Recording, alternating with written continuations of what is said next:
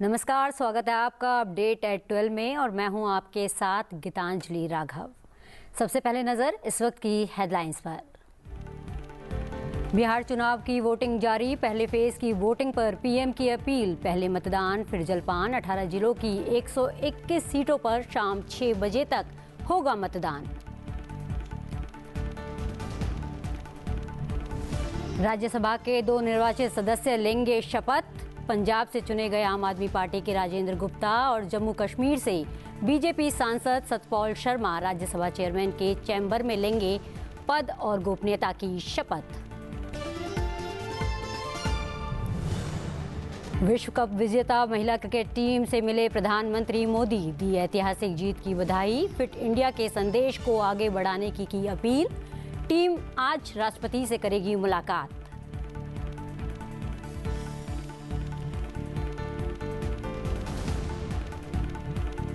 स्वदेशी जहाज इक्षक भारतीय नौसेना के बेड़े में होगा शामिल। 80% से अधिक स्वदेशी सामग्री का उपयोग। आत्मनिर्भर भारत की भावना और शक्ति का प्रतीक इक्षक। साउथ अफ्रीका टेस्ट सीरीज के लिए टीम इंडिया का ऐलान। शुभमन गिल संभालेंगे कमान। पंत की वापसी। मोहम्मद शमी बाहर। 14 नवंबर से कोलकाता में शुरू होगी सीरीज। वहीं भारत ऑस्ट्रेलिया के बीच 5 मैचों की T20 सीरीज का चौथा मुकाबला आज।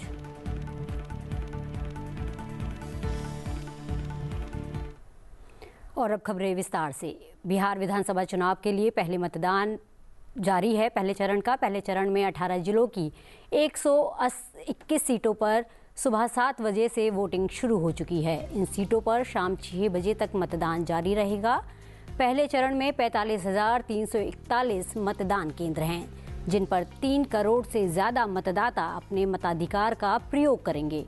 इस चरण में 1,314 उम्मीदवारों के भाग्य का फैसला होगा, जिसमें कई दिग्गज और वर्तमान सरकार के 16 मंत्रियों के नाम शामिल हैं। आयोग ने वोटिंग से लेकर सुरक्षा के पुख्ता इंतजाम किए हैं और बूथों पर निगरानी के लिए कैमरे भी लगाए हैं। इसके अलावा चुनाव आयोग लाइव वेबकास्टिंग के जरिए सभी बूथों की निगरानी करेगा। इस अवसर पर प्रधानमंत्री नरेंद्र मोदी ने भी बिहार के वोटर्स से अपील की कि वे अपना वोट जरूर दें। उन्होंने सोशल मीडिया अकाउंट एक्स पर पोस्ट किया है। बिहार में आज लोकतंत्र के उत्सव का पहला चरण है। विधानसभा चुनावों में इस दौर के सभी मतदाताओं से आग्रह है कि वे पूरे उत्साह के साथ मतदान करें। इस मौके पर पहली बार वोट डालने जा रहे राज्य के युवा साथियों को विशेष बधाई। याद रखना है, पहले मतदान और फिर जलपान।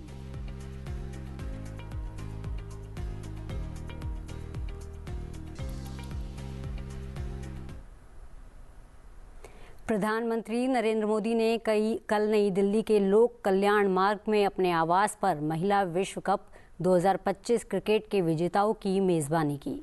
प्रधानमंत्री ने महिला क्रिकेट टीम को उनकी जीत पर बधाई दी और लगातार 3 हार के बाद टूर्नामेंट में उनकी उल्लेखनीय वापसी की प्रशंसा भी की। टीम आज राष्ट्रपति से भी मुलाकात करेगी।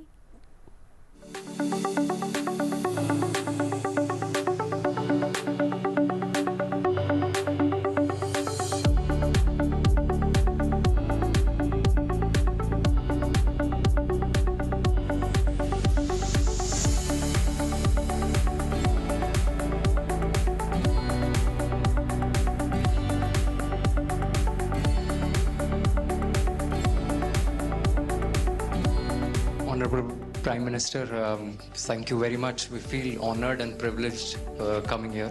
जो इन्होंने कमाल कर दिया, इन लड़कियों ने, देश की बेटियों ने कमाल कर दिया। 2 साल से लगे हैं सर।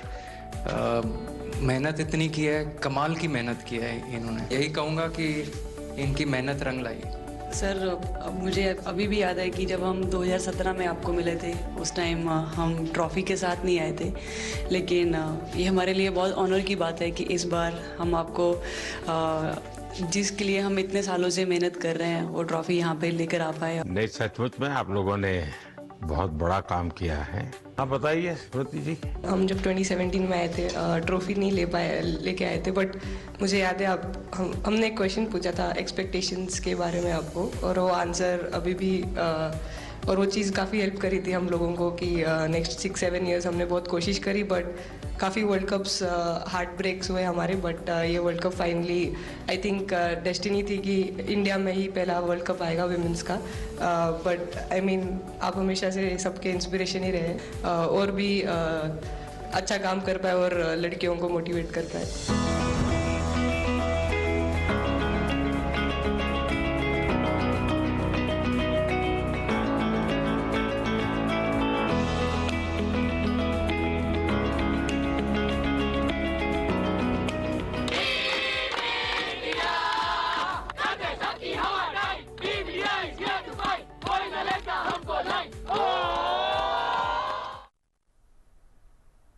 राष्ट्रगीत वंदे मातरम को 150 वर्ष पूरे हो रहे हैं। इस उपलक्ष्य में देश भर में कई कार्यक्रमों का आयोजन किया जाएगा।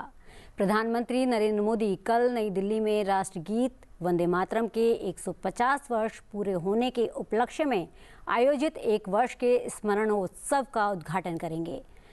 संस्कृति मंत्रालय राष्ट्रगीत के 150 वर्ष पूरे होने के उपलक्ष्य में उद्घाटन समारोह का आयोजन करेगा। यह आयोजन कल से अगले वर्ष तक 7 नवंबर तक चलेगा और एक वर्ष के राष्ट्रव्यापी स्मरणोत्सव का औपचारिक शुभारंभ होगा। यह स्मरणोत्सव इस कालातीत रचना के 150 वर्ष पूरे होने के उपलक्ष्य में मनाया जाएगा, जिसने भारत के स्वतंत्रता आंदोलन को प्रेरित किया और राष्ट्रीय गौरव एवं एकता का अलख जगाया है। उद्घाटन समारोह की मुख्य विशेषताओं में वंदे मातरम के 150 वर्षों के इतिहास पर एक क्यूरेटेड प्रदर्शनी का आयोजन भी शामिल होगा। एक लघु वृत्तचित्र फिल्म का प्रदर्शन और एक स्मारक डाक टिकट स्मारक सिक्का भी जारी किया जाएगा। इस कार्यक्रम में देश भर से वरिष्ठ नेता, सांस्कृतिक हस्तियां, कलाकार और युवा प्रतिनिधि भाग लेंगे। हजारों प्रतिभागी वंदे मातरम का विशेष सामूहिक गायन प्रस्तुत करेंगे, जो राष्ट्र की एकता और भावना को उजागर करेगा। प्रधानमंत्री नरेंद्र मोदी इस अवसर पर संबोधित करेंगे और समकालीन भारत में वंदे मातरम की स्थायी प्रासंगिकता पर अपने विचार साझा करेंगे, जिसमें राष्ट्रीय गौरव, एकता और सांस्कृतिक विरासत के संदेश पर जोर दिया जाएगा। इसके साथ ही विभिन्न कार्यक्रमों की शुरुआत होगी।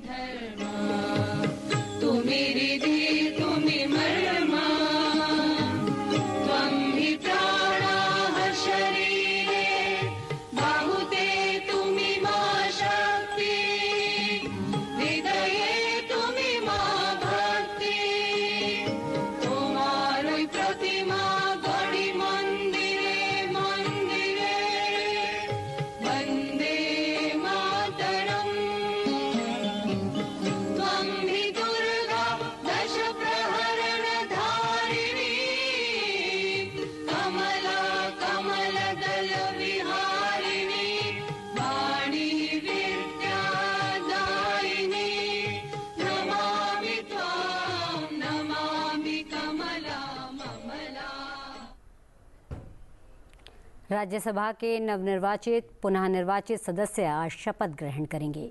राज्यसभा के सभापति सीपी राधाकृष्णन सभी नवनिर्वाचित पुनः निर्वाचित सदस्यों को शपथ दिलवाएंगे। आज 2 नवनिर्वाचित पुनः निर्वाचित सदस्य शपथ ग्रहण करेंगे। पंजाब से आम आदमी पार्टी के नवनिर्वाचित सदस्य राजेंद्र गुप्ता और केंद्र शासित प्रदेश जम्मू और कश्मीर से भाजपा के नवनिर्वाचित राज्यसभा सदस्य सतपाल शर्मा शपथ ग्रहण कार्यक्रम का आयोजन आज दोपहर 1 बजे संसद भवन के प्रथम तल पर संगोष्ठी कक्ष 2 में होगा। राज्यसभा सभापति सीपी राधाकृष्णन सभी नवनिर्वाचित पुनः निर्वाचित सदस्यों को शपथ दिलाएंगे।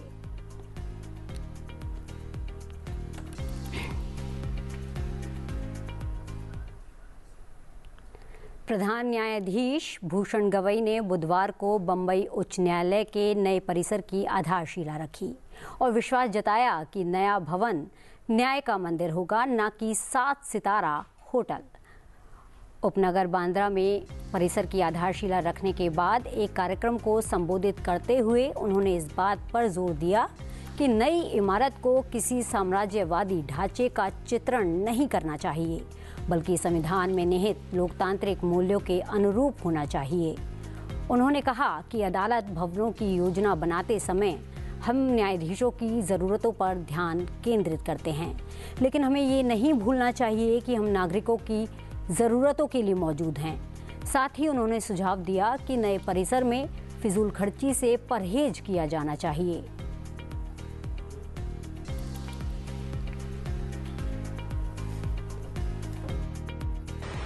I have no manner of doubt that the building which has been designed by Mr. Abhi's contractor, who is known as one of the best architects in the world, will be an iconic building. But at the same time, taking the line forward of the Honorable Chief Minister, the building should not depict an imperial structure, but be in tune with the democratic values which our Constitution so much imbibes. I had read from in some newspapers that the building is somewhat extravagant. I was told that one lift is provided to be shared by 2 judges. Would only like to say that judges are no more feudal lords. The judge may be of the trial court, maybe of the high court, maybe of the Supreme Court. They all, or rather all our institutions, judiciary, legislature, executive, they work under the Constitution to serve the last citizen of this country, to provide justice to the society. And therefore, while maintaining the grandeur and iconic structure of the building, it should also be ensured that there is no extravaganza. It's ultimately a temple of justice, not a 7-star hotel. उपराष्ट्रपति CP Radhakrishnan ने कहा है कि महिलाएं आज घरों से निकलकर देश के प्रशासन और आर्थिक उन्नति में भागीदार बन रही हैं। वो छत्तीसगढ़ के राजनांदगांव में आयोजित लखपति दीदी सम्मेलन को संबोधित कर रहे थे। उपराष्ट्रपति ने कहा, इन 25 सालों में छत्तीसगढ़ ऊर्जावान राज्य के रूप में विकसित हो रहा है। आज पूरे देश के लिए बिजली सप्लाई कर रहा है। उपराष्ट्रपति ने कहा कि छत्तीसगढ़ में नक्सलवाद अंतिम सांसें ले रहा है और राज्य तेजी से प्रगति कर रहा है। उन्होंने इस बात पर भी जोर दिया कि छत्तीसगढ़ और राजनांदगांव आज महिला सशक्तिकरण में मिसाल बन रहा है। महिला नेतृत्व विकास की भावना साकार हो रही है। We all know many parts of Chhattisgarh have been long affected by the left-wing extremist movement, or as we call Naxalism. I am glad that with the vision of Honorable PM Shri Narendra Modi ji and the efforts of the Honorable Union Home Minister Shri Amit Shah ji, along with the state government and the security forces, the Naxal problem is almost coming to an end. Now Chhattisgarh will be progressing even faster and faster. As we all know, our Chhattisgarh state and Rajnandgaon continue to lead as a torchbearer in the women's lift and women's freedom and women's development. Your hard work, sincerity and devotion is making everyone to feel that Viksit Bharat by 2047 is not a dream, but it is going to be the reality. Bharat is going to be the #1 country in the world by 2047. उपराष्ट्रपति ने कहा, छत्तीसगढ़ राज्य के रजत महोत्सव समारोह में लखपति दीदी सम्मेलन महिला स्वावलंबन, महिला आत्मनिर्भरता, महिला उत्कृष्टता का प्रमाण है। यह पहल महिलाओं की शक्ति और संकल्प का प्रतीक है। उपराष्ट्रपति ने कहा, लखपति दीदी योजना केवल आय का माध्यम नहीं, यह स्वतंत्रता, सम्मान और आत्मविश्वास का प्रतीक है। On the sacred land of Ma Bambaleshwari Devi, women's empowerment, respect and upliftment have become the identity of our Rajnandgaon. Here, women's strength is not just an inspiration, but a synonym for change. And the other most appreciable thing is our Rajnandgaon is a symbol of women empowerment, not only in economics, but also in political leadership, where more than 1,000 women are serving as Panch, Sarpanch, Janpat and Jilla Panchayat members, showing the women lead the path at home and in public life also. On the behalf of the entire nation, I salute the Lakhpati Didis for your courage, your perseverance and your contribution to our democracy, and I am sure you are not going to stand alone as Lakhpati, but we are going to become the Crorepati Didi soon, that I am sure about it. This is very clearly indicating that our mothers and sisters are simply not household wife alone, but they are the leaders to lead in administration, they are the leaders to lead in economical development, and they are the leaders who are going to create the future leaders for this country and the state. आत्मनिर्भर भारत का एक महत्वपूर्ण उदाहरण SVL Ikshak आज commission की जाएगी। कोची स्थित नौसेना बेस में आयोजित एक समारोह में नौसेना प्रमुख एडमिरल दिनेश के त्रिपाठी की उपस्थिति में औपचारिक रूप से इसे सेवा में शामिल किया जाएगा। Garden Reach Republisher and Engineers Limited Kolkata द्वारा निर्मित इस जहाज में 80% से अधिक स्वदेशी सामग्री का उपयोग किया गया है। यह पोत अत्याधुनिक हाइड्रोग्राफिक और समुद्र विज्ञान उपकरणों से लैस, इसमें एक उच्च high resolution multi beam echo sounder, autonomous underwater vehicle, remotely operated vehicle और 4 सर्वे मोटर बोट शामिल हैं। जहाज में एक हेलीकॉप्टर डेक भी लगा है जो इसकी परिचालन को और भी ज़्यादा बढ़ाता है, उस पहुंच को बढ़ाता है और बहु डोमेन मिशनों को सक्षम बनाता है। और ज़्यादा जानकारी के लिए आइए देखते हैं ये video.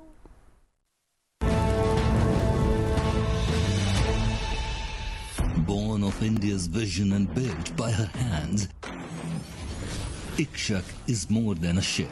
She's a guide, a guardian, and a promise to the seas.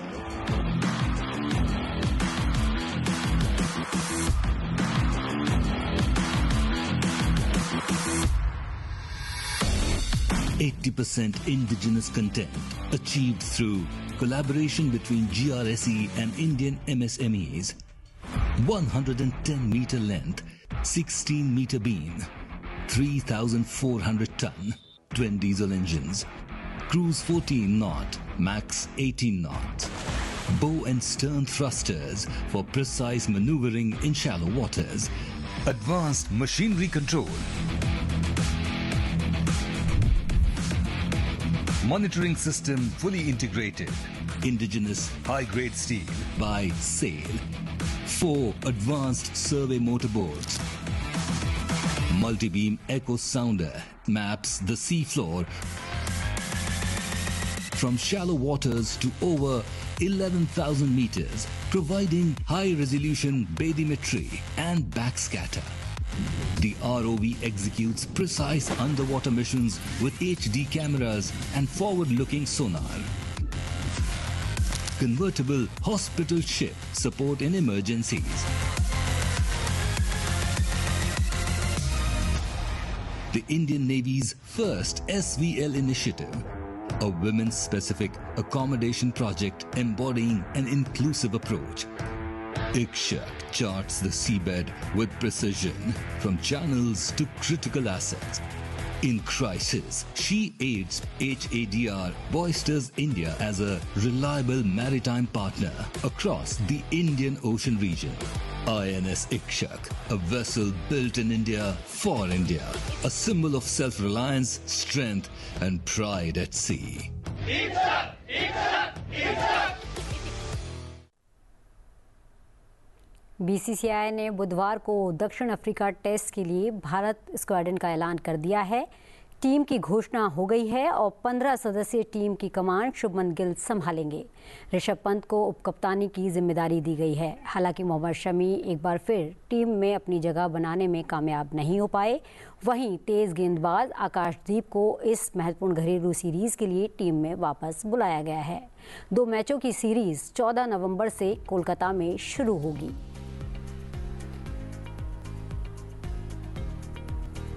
वहीं दक्षिण अफ्रीका ए के खिलाफ 3 मैचों की 50 ओवर्स की सीरीज के लिए भारत ए की टीम में भी फेरबदल किया गया है। विराट कोहली और रोहित शर्मा को इस टीम में शामिल नहीं किया गया है। तिलक वर्मा टीम की कप्तानी करेंगे। ऋतुराज गायकवाड़ उप कप्तान होंगे, जबकि ईशान किशन और प्रभसिमरन सिंह को विकेट कीपिंग के विकल्प के रूप में शामिल किया गया है। इंडिया ए और दक्षिण अफ्रीका ए के बीच 3 लिस्ट ए मैचों की सीरीज 13 नवंबर से शुरू होगी। सीरीज का दूसरा मैच 16 को खेला जाएगा, जबकि आखिरी मैच 19 नवंबर को। तीनों मैच राजकोट में होंगे और डे और नाइट होंगे।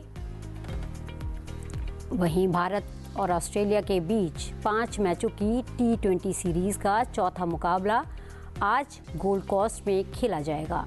सीरीज अभी 1-1 की बराबरी पर है। बारिश के कारण एक मैच रद्द हो गया था। शुभमन गिल T20 टीम के कप्तान हैं। ऐसे में उन पर बड़ा स्कोर या मैच विनिंग पारी खेलने का दबाव होगा।